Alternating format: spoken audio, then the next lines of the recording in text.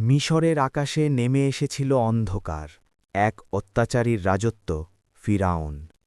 ক্ষমতার দম্ভে অন্ধ হয়ে সে আদেশ দিল, প্রতিটি নবজাতক পুত্র সন্তানকে হত্যা করতে হবে।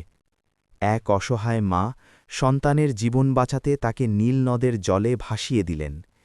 কিন্তু যাকে রক্ষা করেন আল্লাহ, তাকে কে থামাতে পারে? শিশুটি পৌঁছে গেল ফিরাউনের প্রাসাদেই।